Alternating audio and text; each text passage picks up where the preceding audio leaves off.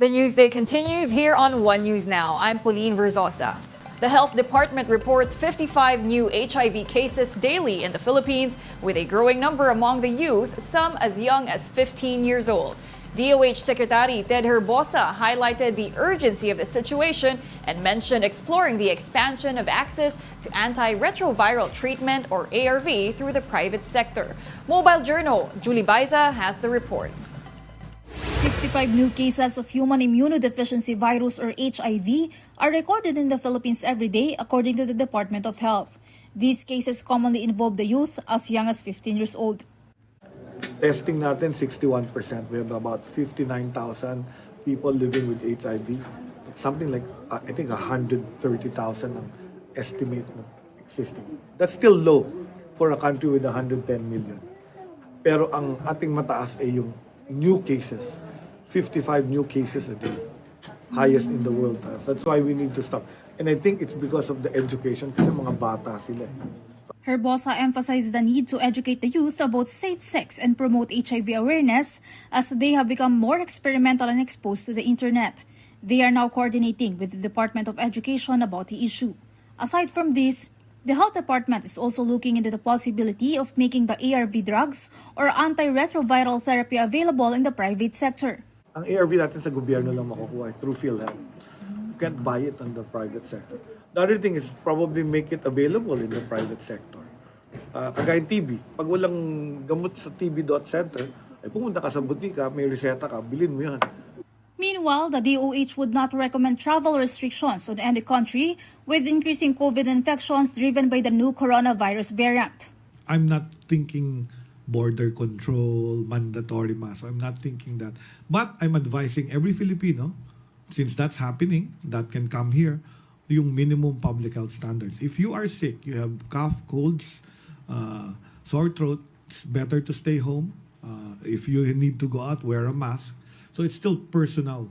When asked if this variant have reached the country, It's possible, although the variant isn't serious.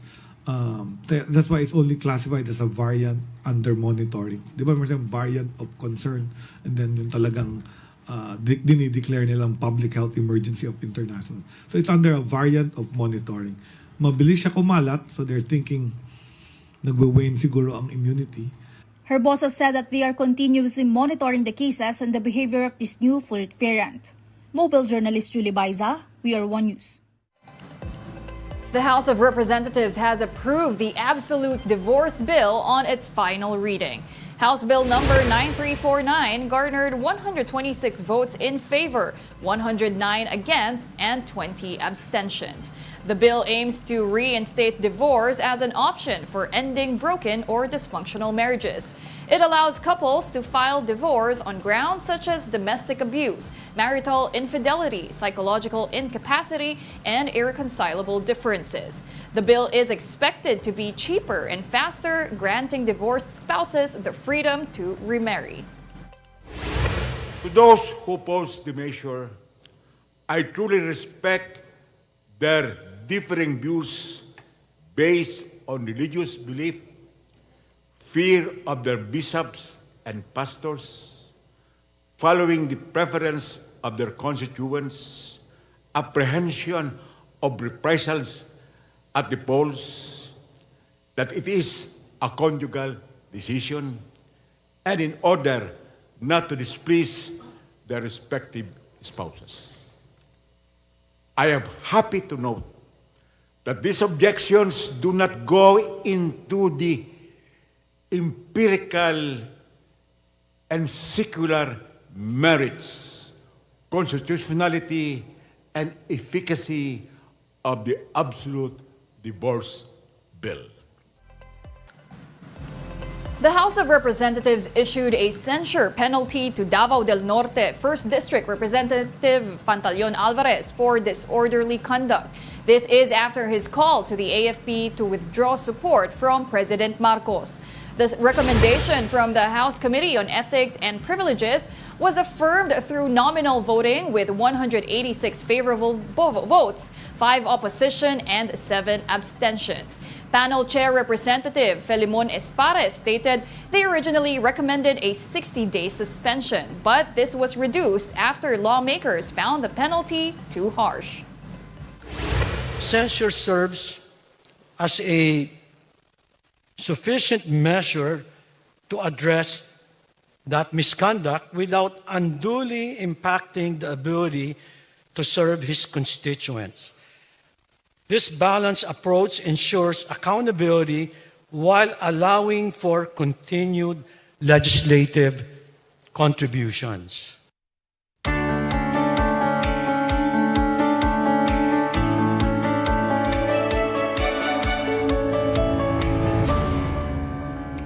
More than 140 passengers and crew from a Singapore Airlines flight that suffered severe turbulence have reached Singapore. According to authorities, 20 people are still fighting for their lives in a Bangkok hospital. The flight bound for Singapore from London diverted to Bangkok for an emergency landing on Tuesday. The plane was buffeted by turbulence that flung passengers and crew around the cabin and even slamming some into the ceiling. A 73-year-old British passenger died of a suspected heart attack, while dozens were injured. Ireland, Spain, and Norway has announced that they will recognize Palestine as an independent state. So far, 144 member states of the United Nations recognize the Palestinian state, including the Philippines. Palestinian officials welcomed the announcement, while Israel condemned the European country's recognition and called it a, quote, prize for terrorism. We'll be back with more stories after the break. Keep it here on One News.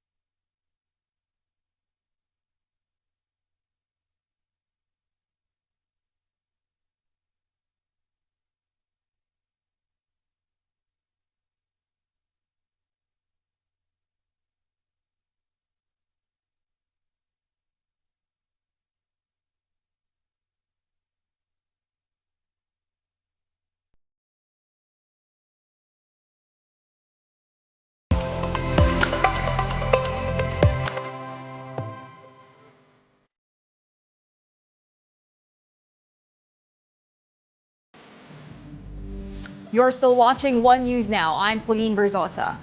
More than 40 areas in the country are still expected to experience dangerous level of heat index.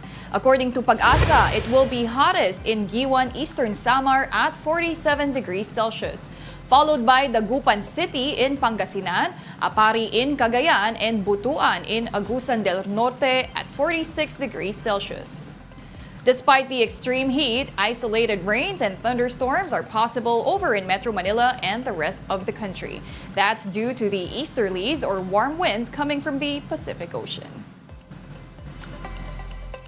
Water shortage and drought are some of the consequences of El Nino.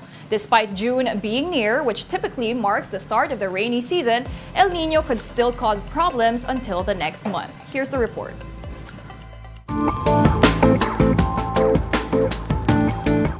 Kapansin-pansin ang sunod-sunod na pag-ulan nitong mga nakalipas na araw. Pero sa kabila niyan, lalo pang dumadami ang mga lugar na nakakaranas ng matinding tagtuyot. Pag-asa na mismo ang nagsabi, mahina o nasa weak condition na ang El Nino.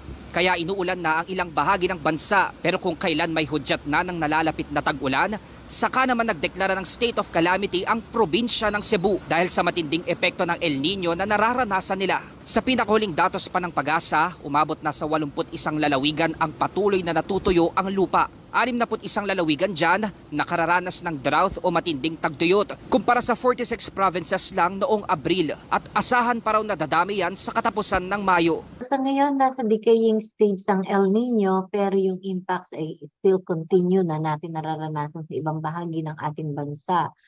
Sa huling tala ng Department of Agriculture, mas lumaki pa ang halaga ng pinsala ng El Nino sa agrikultura na umabot na ng 9.5 billion pesos. Para tugunan yan, naglaan na ng 9.71 billion pesos na pondo para tulungan ang mga apektadong magsasaka. Another significant impact ang pag-issue declared states of calamity due to drought. Kagaya dito sa San Carlos City, sa Butuan City, at pati na rin sa Cebu. Una naman nang nagpaalala ang Pag-asa na kahit hindi pa tapos ang El Nino, maghanda sa papalapit na La Nina. Yan ang kabaliktaran ng El Nino kung saan matitinding ulan naman ang inaasahang mararanasan. Yung nakikita nating possibility ng La Nina ay mga around 69% by July, August, September. At nakikita po natin ay most models ay towards August, September, October yung makikita mga model nag-agree ng pagkakaroon ng La Nina.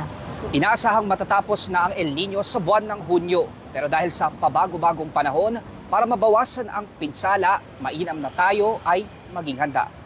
Mobile journalist Francis Orso po, hatid ang mukha ng balita.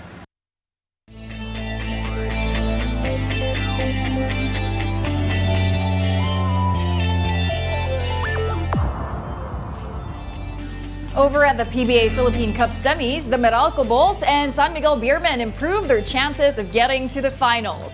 The Beermen bested the rain or shine Alasa Painters once again in Game 3, 117-107 at Dasmariñas Arena in Cavite yesterday.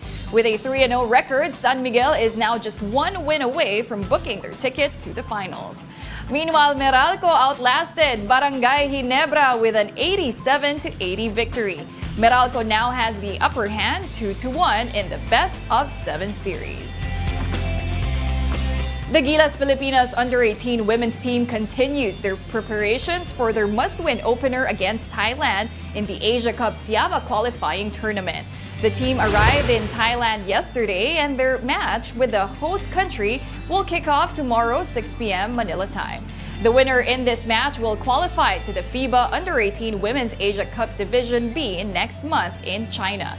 Ava Fajardo will lead the team together with Gabby Ramos, Naomi Panganiban, Alaysa Rodriguez, Jolzin Impreso, as well as Margaret Villanueva, Aubrey Lapasaran, and Sofia Candido. Ashley Abong, Tiffany Reyes, Venice Quinte, and Margaret Duenas are also part of the team.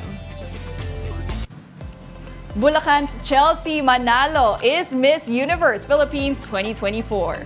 Manalo bested over 50 other candidates for the crown. She is now set to represent the country in the Miss Universe pageant in Mexico. The runners-up are Stacy Gabriel of Cainta and Atisa Manalo from Quezon Province, as well as Baguio's Tara Valencia and Christy McGarry of Taguig. The live coronation was held in the Mall of Asia Arena on Wednesday night. And those are the top stories of the hour. I'm Pauline Berzosa. We are One News.